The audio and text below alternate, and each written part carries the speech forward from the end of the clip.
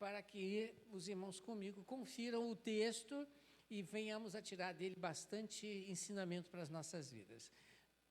Josué 24, 14 a 18. Esse é o primeiro texto, Josué 24, 14 a 18. E depois, Juízes 2, 7 a 14. Você que está em casa também, deixe sua Bíblia aberta e acompanhe comigo o texto que estaremos meditando nesta manhã. Diz assim: agora temam o Senhor e sirvam-no com integridade e fidelidade. Joguem fora os deuses que os seus antepassados adoraram além do Eufrates e no Egito, e sirvam ao Senhor. Se, porém, não lhes agradar servir ao Senhor, escolham hoje a quem irão servir, se aos deuses que seus antepassados serviram além do Eufrates, ou aos deuses dos amorreus, em cuja terra vocês estão vivendo. Mas eu e minha família serviremos ao Senhor. Então o povo respondeu: longe de nós abandonar o Senhor para servir outros deuses. Foi o próprio Senhor, o nosso Deus, que nos tirou, a nós e a nossos pais, do Egito, daquela terra de escravidão, e realizou aquelas grandes maravilhas diante de nossos olhos. Ele nos protegeu no caminho e entre as nações pelas quais passamos. Além disso, o Senhor expulsou de diante de nós todas as nações, inclusive os amorreus, que viviam nessa terra. Nós também serviremos ao Senhor, porque Ele é o nosso Deus. Prestem bastante atenção, Ele é o nosso Deus. Agora, Juízes 2, 7 a 14. Juízes 2, 7 a 14. O povo prestou culto ao Senhor durante toda a vida de Josué e dos líderes que continuaram vivos depois de Josué e que tinham visto todos os grandes feitos que o Senhor realizara em favor de Israel. Josué, filho de Num, servo do Senhor, morreu com a idade de 110 anos. Foi sepultado na terra de sua herança em Timnat-Heres, nos montes de Efraim, ao norte do monte Gaás.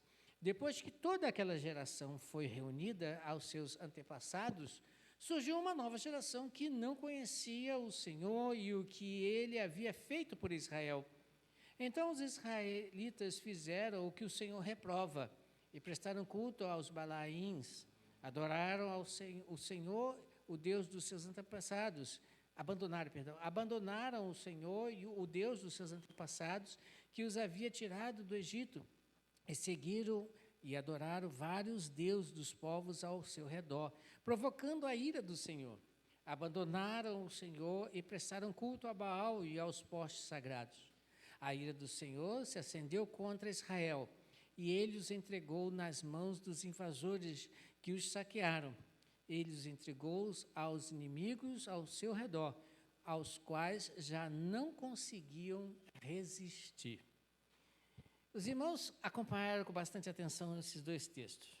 Perceberam aqui que aquela geração que saiu do Egito, os menores, os pequenos, né, os adultos não, aquela geração que peregrinou durante 40 anos no deserto, crescendo, aprendendo, vendo, compartilhando com Moisés, Josué, Caleb e outros tantos as maravilhas que Deus tinha feito, e que não caíram no deserto, porque eles eram os que iriam entrar.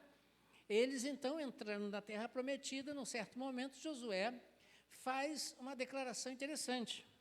Olha, gente, o negócio é o seguinte: esse negócio de adoração coletiva não existe. Eu estou aqui meio que parafraseando a ideia, né? Esse negócio de adoração coletiva não existe. O que existe é você e Deus, sou eu e Deus, e acabou. Eu sei de uma coisa: eu, em minha casa, vamos servir a Deus. Agora vocês decidem, vocês escolhem, se vocês querem ou não continuar servindo a Deus. Né? E aí eles fizeram uma declaração bonita, vocês perceberam? Não, nós vamos continuar servindo a quem? A Deus, a nosso Deus, não é a Deus dos nossos pais, dos nossos antepassados, não. É servindo ao nosso Deus. Eles tinham Deus como Deus. E assim fizeram durante toda aquela geração. Os irmãos mais ou menos calculam quantos anos deve ter passado quando Josué entrou e Josué morreu. O texto diz que Josué morreu com cento e quantos anos? 110. Então, aqui você tem uma observaçãozinha a ser feita. Há esperança para todos quererem envelhecer 110 anos. Então, por favor, trabalhe para isso. 110 anos. E com Josué, morreu também toda aquela outra geração que com ele peregrinou no deserto, os menores, né, envelheceram e ali todos morreram. Aí diz o texto que se levantou uma outra geração, a segunda geração, os filhos daqueles que entraram na Terra Prometida. Provavelmente nascidos na Terra Prometida, provavelmente ou então nascidos fora da Terra Prometida. Mas o negócio é o seguinte, levantou-se uma segunda geração, melhor, uma terceira geração. A primeira sai do Egito, a segunda entra na Terra Prometida, a terceira agora se levanta. Nos cálculos aproximadamente aí, quantos anos? Entre saída e essa terceira geração? Mais ou menos, vai lá, chuta. Quantos anos? 100 anos. Mais ou menos isso, 80, 100 anos. Ok? Aí me faz uma seguinte observação, o texto, e que você talvez tenha ficado até de boca aberta se você leu com atenção. Diz o texto que se levanta uma geração que não conhecia Deus. Como é que pode isso? Não conhecia Deus. Dá para entender isso? Meu pai serve a Deus.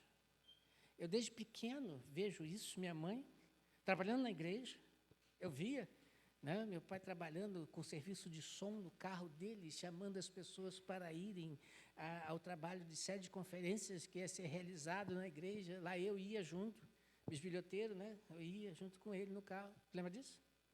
Né, um carrinho, alto-falante no alto. Convido você, você quer entrada franca. Eu achava bonita essa palavra, entrada franca, chique. Né? Eu via isso. Eu vi ele na igreja trabalhando, cantando no coro. Né? E, aliás, foi lá que eu me incentivei a música. Achava aquele negócio lindo. Né? A irmã tocando lá no órgão. Aliás, o pastor Johnny deve lembrar daquele negócio, aquele fonfon, aquele órgão que você pedalava, sabe? Harmônio, isso aí, harmônio. Né? Achava aquele negócio lindo, falei assim, esse negócio eu vou querer aprender. Né? Achava lindo, meu pai cantando, minha mãe trabalhando com as crianças. Como é que pode, então, uma segunda geração nascer e não conhecer Deus? Alguma coisa aconteceu de errado nesse meio do caminho. Concorda comigo?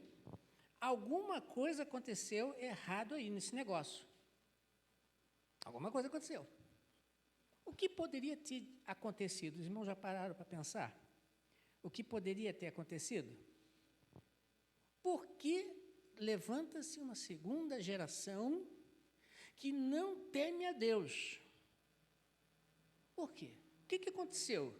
Qual pergunta você pode fazer ou pensar, imaginar para ter uma resposta em cima disso? Uma geração que não viu os grandes feitos lá no deserto, né, não presenciou, mas não conhecia Deus, porque pelo menos alguém teria falado, né? Deus abriu o mar, Deus expulsou, Deus fez e aconteceu. O que aconteceu?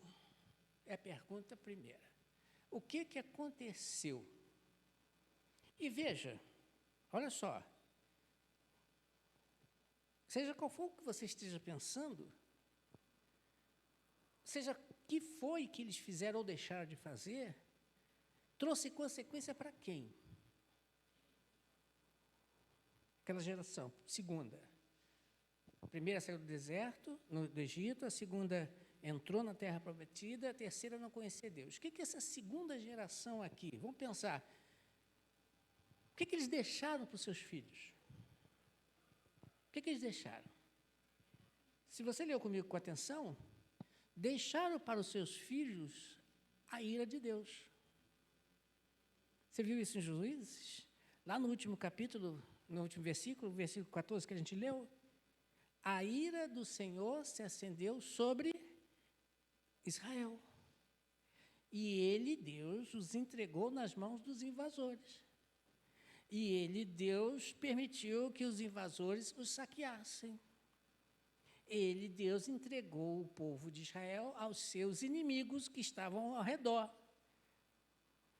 os quais o conquistaram, conseguiram aí deixar como herança a ira de Deus. Aí eu pergunto, o que eles fizeram para deixar essa ira de Deus sobre eles? Isso é importante saber, sabe por quê, irmãos? Porque você está aqui hoje. Amanhã, quem vai te substituir? Serão quem? Os nossos o quê? E como nós estamos passando para eles? O que nós estamos deixando para eles? Como ensinamentos desse Deus maravilhoso que você serve, que você adora, o que você está passando para eles? Ou como está passando para eles? Para que amanhã, depois, a ira de Deus não venha cair sobre eles. Sabe por quê, irmãos? O problema, o pecado, ele, muitas das vezes, que você hoje comete, se vai refletir lá na frente. Você vai cometer um ato aqui, e esse ato impensado vai refletir lá na frente, sobre os seus filhos. Tem um ditado que o pessoal costuma usar por aí, interessante, né? De boas intenções, o quê? O inferno está cheio. Ou, em outras palavras, eu posso dizer o seguinte, que você pode estar tendo boas intenções em fazer as coisas certas, mas será que você realmente está fazendo? Seria como também aquele outro ditado, enxugando gelo, ou malhando em ferro frio. Você está agindo inconsequentemente, trabalhando, se esforçando para que a coisa possa acontecer, mas de maneira errada, de maneira defeituosa, e com isso vai gerar um problema. Um problema esse que vai desembocar lá na frente, muitas das vezes, na nossa herança, nossos filhos. Então, veja bem, Deus deixou bem claro aqui, o que eles fizeram foi somente o suficiente para deixar a ira de Deus sobre o povo de Israel. Então, veja, o que eles fizeram, vamos de novo. Juízes 2, no versículo do capítulo 2, capítulo 10, ele nos dá uma pista. Olha só, depois que toda aquela geração foi reunida, ou seja, morreu, agora acompanhe comigo, surgiu uma nova geração que não o quê? Que não o quê? Conhecer. A primeira pista para você saber e dar a resposta é conhecer. Conhecimento. O problema não estava na terceira geração. O problema estava na segunda geração. O problema não eram os filhos. O problema eram eles, os pais. Os filhos foram consequência. Os problemas foram as consequências.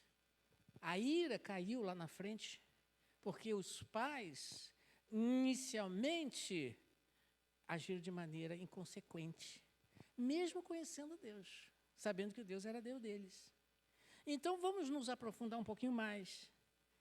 Qual era o problema daquele pessoal ali, daqueles pais? Vamos mais fundo um pouco. Em Juízes capítulo 2, versículos de número 1 a 4, diz o seguinte, acompanhe aí. O anjo do Senhor subiu de Gilgal a Boquim e disse, antes de mais nada, o anjo do Senhor, ele está se referindo a quem? Jesus. Por que eu digo isso? Veja na sequência. Tirei de vocês do Egito. Quem tirou o povo do Egito? Deus. Então, se ele está dizendo que ele tirou, é porque é o próprio Deus presente ali, o Jesus Cristo pré-encarnado, ele diz o seguinte, ó, tirei vocês do Egito e os trouxe para a terra que prometi com o juramento que daria aos seus antepassados. Eu disse, jamais quebrarei a minha aliança com vocês. E vocês não, prestem atenção nessa frase, e vocês não farão acordo com o povo desta terra, mas demolirão os altares deles, porque vocês não me obedeceram. Por quê? Portanto, agora lhes digo que não os expulsarei das presenças de vocês, eles serão seus adversários, e os deles serão uma armadilha para vocês.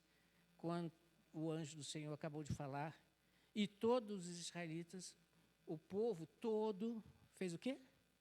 Chorou. Então, vamos um pouquinho mais a fundo. Não conhecia Deus por quê, irmãos? Por que aquela geração não conhecia Deus? Porque os seus pais, vai mais fundo comigo, os seus pais fizeram o quê? Apesar de conhecer Deus. Não o quê? Não passaram as instruções, sim, mas tem mais uma coisa mais funda ainda. Não obedeceram à voz de Deus. Deus disse, vocês vão entrar nessa terra, vão acabar com todo mundo que está aqui, matar todo mundo, não vai deixar ninguém, ok? Ok. Leiam, você vai ver os livros, o texto de Juízes, leiam, o próprio texto de Josué, leiam. Os irmãos vão ver que o povo foi entrando, e em vez de matar todo mundo, eles começaram a fazer o quê? Aliança. Começaram a fazer aliança. E sobre uma alegação interessante, irmãos. Não mato vocês não, mas vocês vão pagar impostos. Eu não vou matar vocês não, tá? Vocês continuam morando aqui, mas está sob o nosso controle. Vocês vão pagar os impostos. Vocês vão pagar tributos. Mas Deus, foi isso que Deus disse? Olha, eu disse para vocês que eu não romperia o meu concerto, a minha aliança com vocês, ok? Mas vocês deveriam acabar com todo mundo, o que vocês não fizeram. Então, irmãos, prestem atenção, vai mais longe. Eles conheciam Deus, tinham Deus como o Senhor de suas vidas, mas veja, eles não obedeceram, fizeram vista grossa à ordem de Deus. Um dos grandes problemas, irmãos, não é os nossos filhos, o grande problema somos nós, em não querer obedecer à voz de Deus. Em não querer obedecer à voz de Deus. Os nossos filhos, eles olham para nós e veem em nós, vê o que nós fazemos, vê o que nós falamos, vê tudo o que nós, nosso dia a dia, e vão lá na frente nos imitar. Vamos ensiná-los. Eles vão imitar a gente. Eles vão querer reproduzir. O problema é por que muitas das vezes não acontece a mesma coisa. Porque muitas das vezes nós falamos uma coisa e fazemos outra. E agora vamos mais fundo um pouco. Ainda dá para ir mais fundo nesse negócio. Por que eles agiram assim? Por que eles agiram assim? Veja Juízes, capítulo 1, versículo 1 a 3. Vamos mais fundo um pouco nesse negócio. Primeiro, não obedeceram a Deus. Mas por que eles obedeceram a Deus? Se conheciam Deus. Vamos mais fundo um pouquinho. Depois da morte de Josué, os israelitas perguntaram ao Senhor, presta atenção no texto, irmãos, presta bastante atenção. Quem de nós será o primeiro a atacar os cananeus? Josué, nosso líder, morreu. Quem vai nos liderar? Quem é que vai primeiro? Lembra os irmãos que o povo estava dividido por tribos. Aí, o Senhor respondeu, Judá será o primeiro. Eu entregarei a terra em suas mãos. Então os homens de Judá disseram aos seus irmãos de Simeão, venha conosco ao território que nos foi designado por sorteio e lutemos contra os cananeus. Iremos com vocês para o território que lhes foi dado. E os homens de Simeão foram com eles. Qual o problema no texto? Qual o problema no texto? Deus não falou isso, realmente. Deus não falou isso. Quem vai subir? Quem vai subir? Judá. E o que Judá fez? Chamou seus irmãos. Alguém poderia até dizer, pastor, mas o que tem isso? O que tem isso? Tem muito a ver quando se trata de Deus. Vamos um pouquinho mais fundo? Ainda dá para ir. 2 Reis, capítulo 17, versículo 9.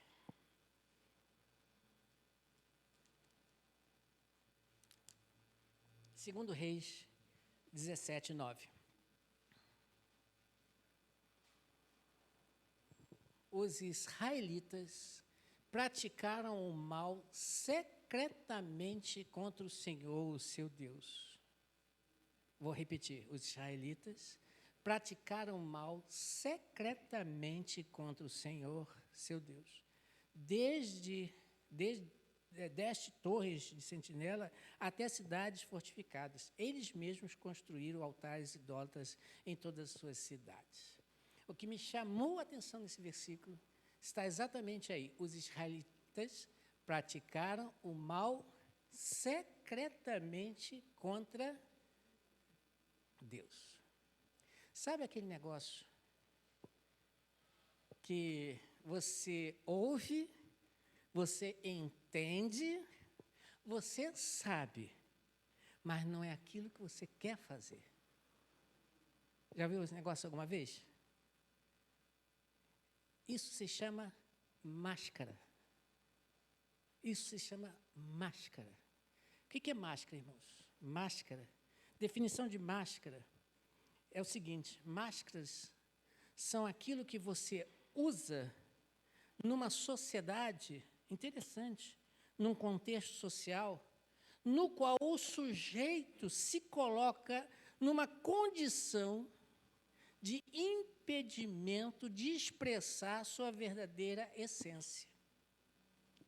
Máscara, ela te esconde, criando uma espécie de barreira e, consequentemente, de valores, sentimentos que a sociedade ou que Deus não legitima. Você finge ser o que você não é. Aquele povo era povo de Deus, mas tinha Deus como realmente seu Deus? Aquele povo disse que tudo que Deus disser, eles iam fazer, mas eles fizeram o mesmo. Vou ajudar os irmãos a melhorar um pouquinho esse negócio. Vocês já viram aquele filme do Batman?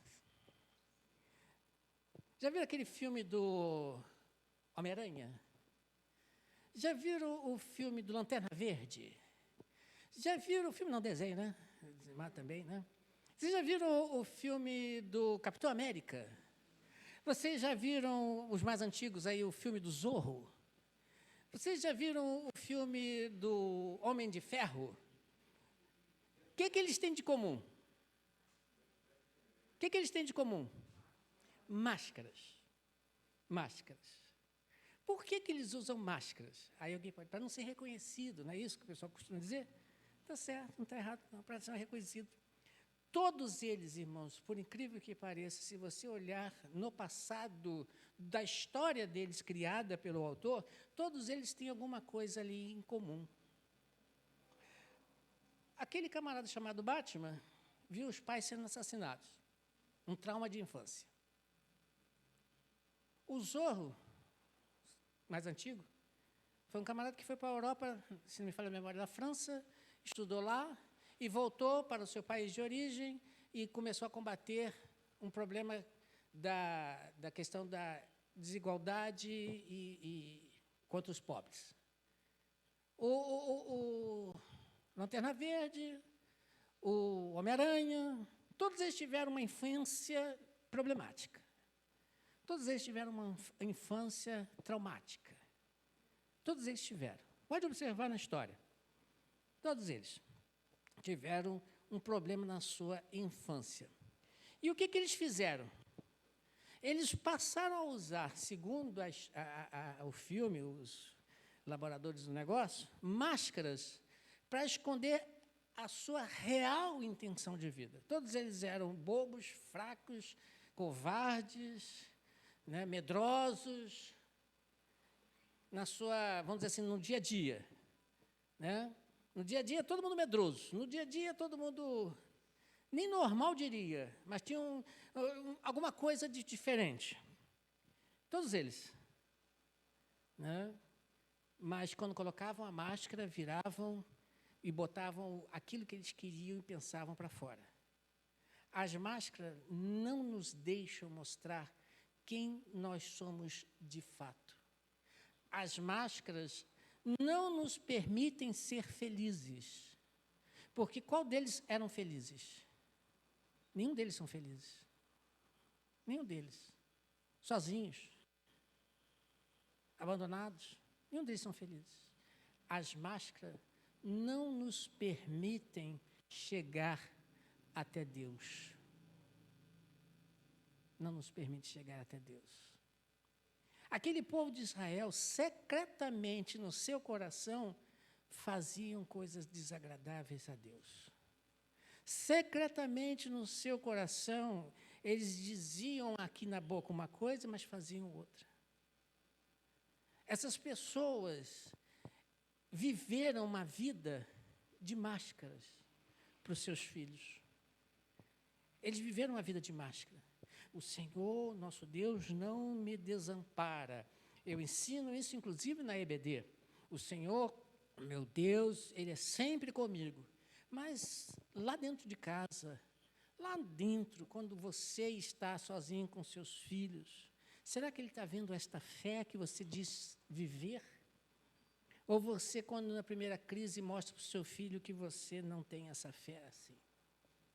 Quantos filhos estão fora da igreja hoje, abandonaram a Deus hoje, porque em casa, em vez de encontrar um Deus que é paz e promove amor, encontram brigas, discórdias?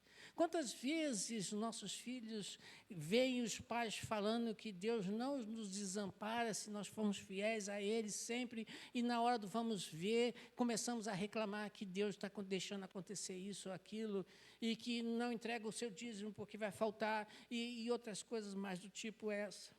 Quantas vezes dentro de casa, nós, na rua, na igreja, nós pregamos amor à família da igreja e chegamos em casa, a primeira pessoa a ser almoçada é o pastor ou o diácono, fala-se mal dele, daquele, e os filhos estão lá, estão vendo. Máscaras. O povo de Israel queria viver de máscaras, só que eles esqueciam de uma coisa. Hebreus capítulo 4, versículo 13, diz o seguinte: nada em toda a criação, nada em toda a criação está oculto aos olhos de Deus, nada. Tudo está descoberto e exposto diante dos olhos daquele a quem havemos de prestar contas. Tudo está às claras para Deus. Não adianta viver de máscaras.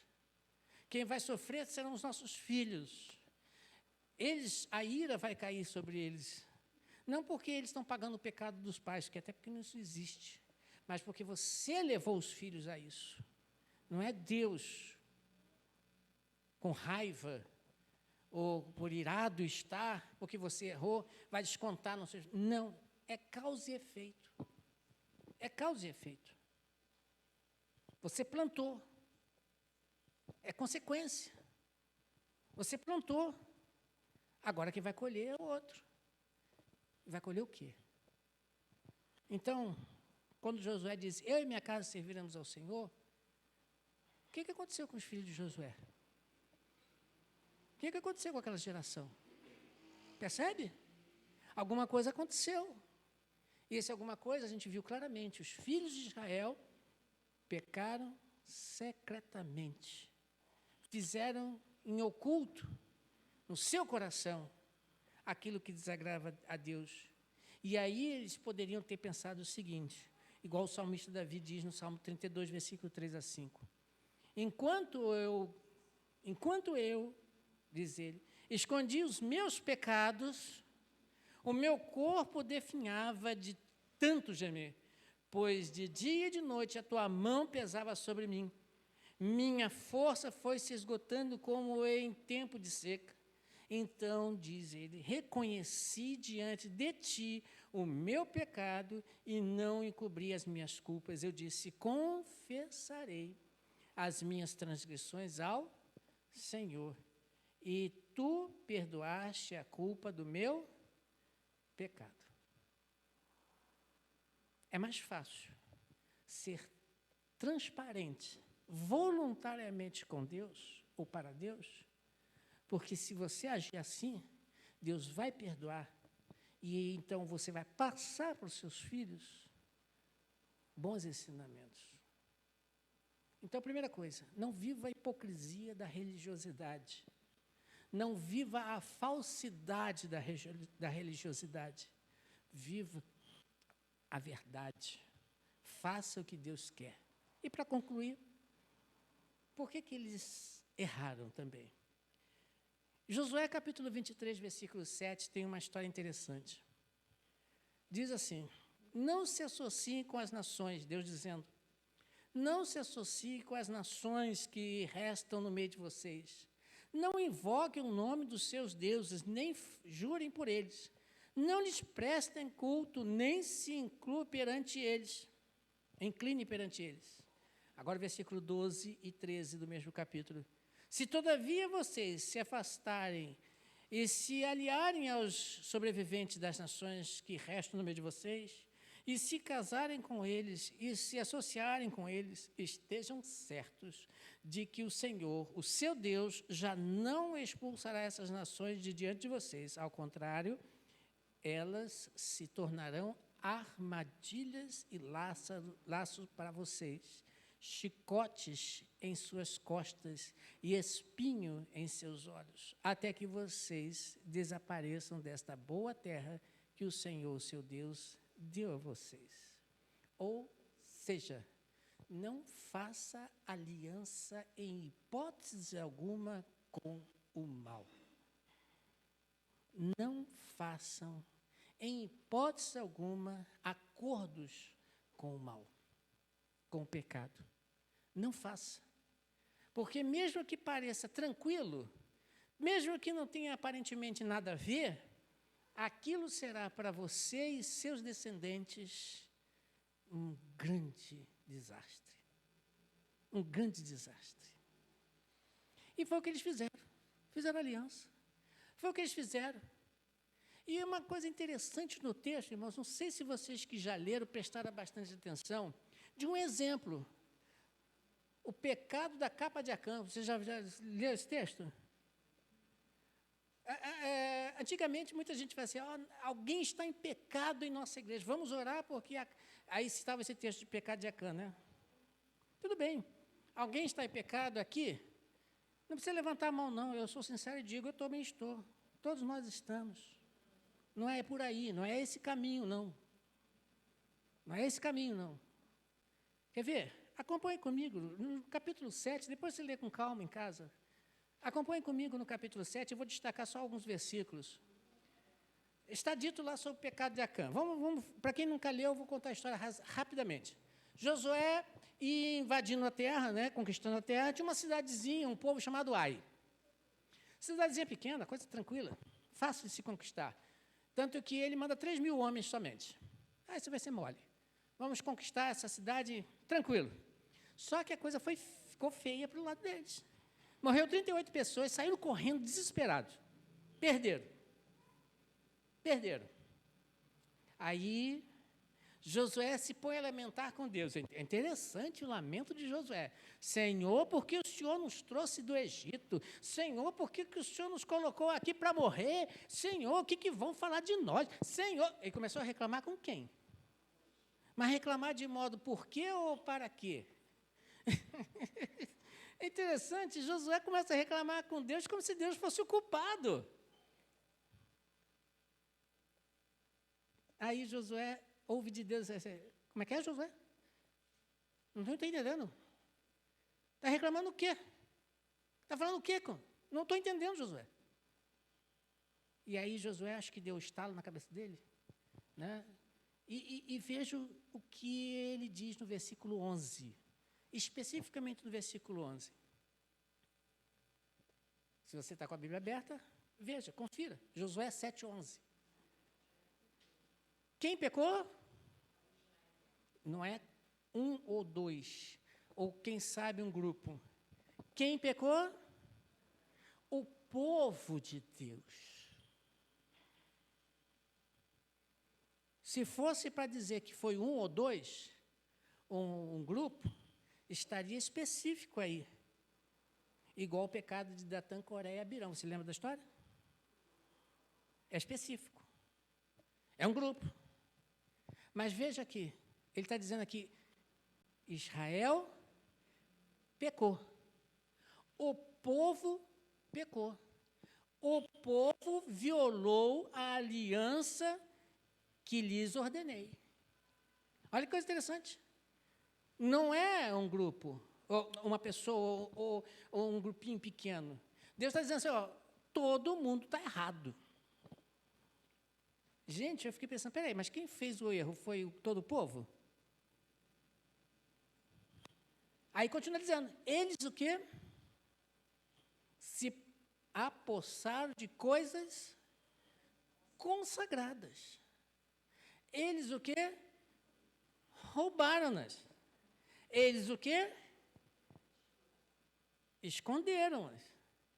E colocaram junto dos seus bens. Veja, não é o pecado de Acã, é o pecado do povo. Acã pegou. Ele achou bonita a capa, feita na Babilônia, prata, ouro, lindo negócio. E ele trouxe, escondeu debaixo da sua tenda, junto das suas coisas. Mas só ele fez isso? Deus está dizendo que o povo fez. O povo fez. Eu fico imaginando a cena. Que capa bonita. Vou levar. Mas não faça isso, Josué. Não faça isso. Deus falou para destruir. Não, um troço bonito desse. Vou levar. E pegou e levou. E outros lá na frente. Que capa é essa? Eu falei, essa é minha, eu peguei. Eu estou guardando. Eu fico imaginando isso. Eu não sei se foi assim, mas eu fico imaginando isso. O povo aceitou. Não ele. Ele é o representante de um contexto. Um contexto em que todo o povo estava inserido.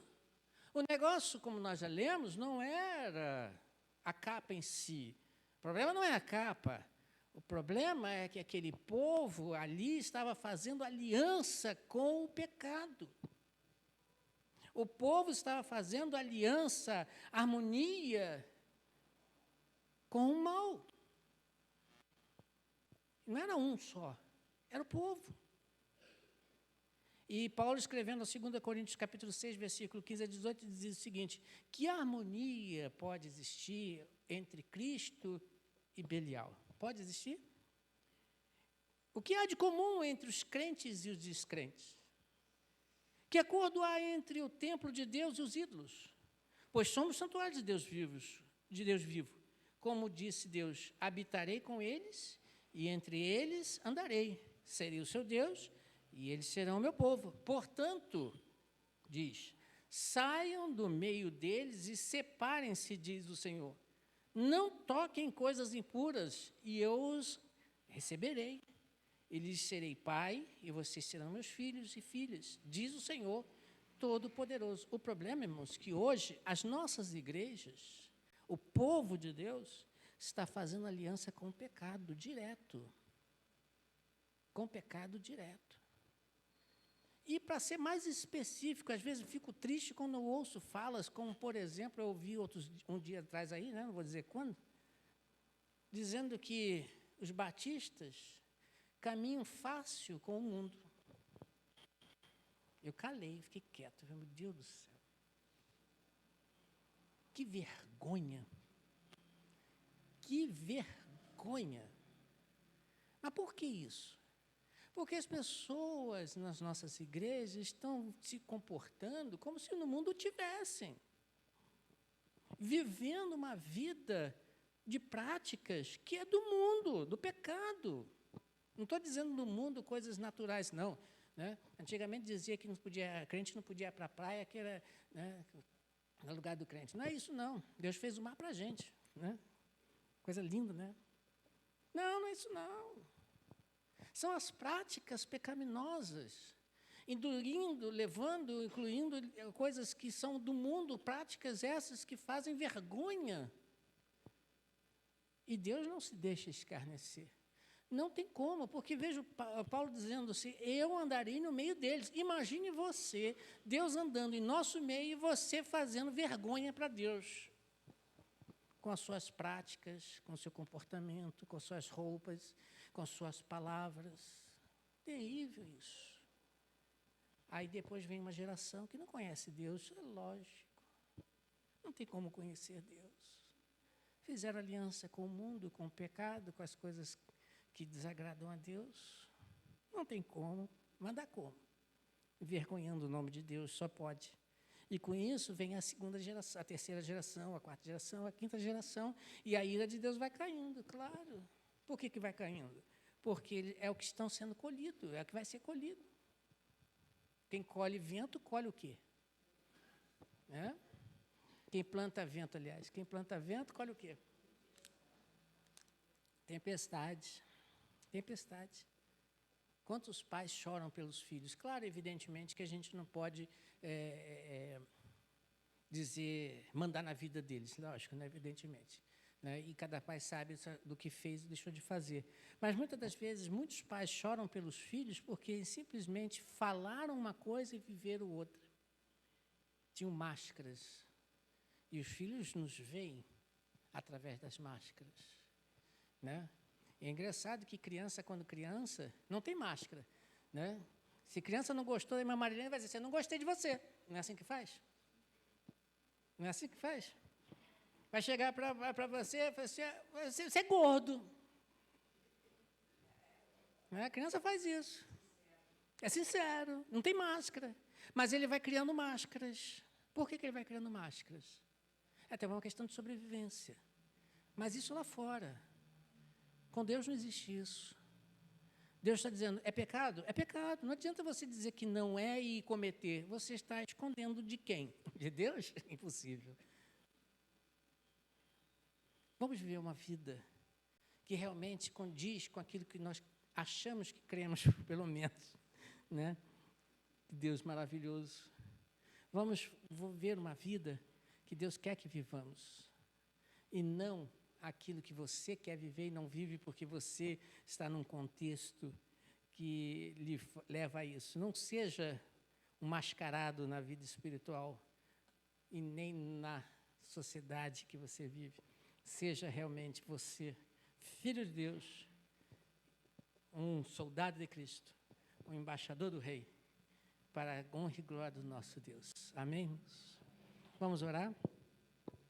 Nosso Deus e Pai, muito obrigado, Senhor, porque podemos entender a Tua palavra e tirar lições para nossas vidas. Agora nos ajude, Senhor, a viver aquilo que o Senhor quer que vivamos. Não com máscaras, não uma religiosidade fria, mas realmente um evangelho autêntico, verdadeiro. Que o Senhor nos ajude a ser aquilo que Tu queres que sejamos, para que as nossas gerações futuras vejam em nós a salvação, esse Deus maravilhoso que fez muito por nós e continuará fazendo por todos aqueles que o buscarem. Nós te louvamos e te agradecemos por tudo, em nome de Jesus. Amém, Senhor. Estamos chegando ao final, temos um aviso a fazer e assim que a live fechar, a gente faz o aviso, né? Que Deus possa abençoar.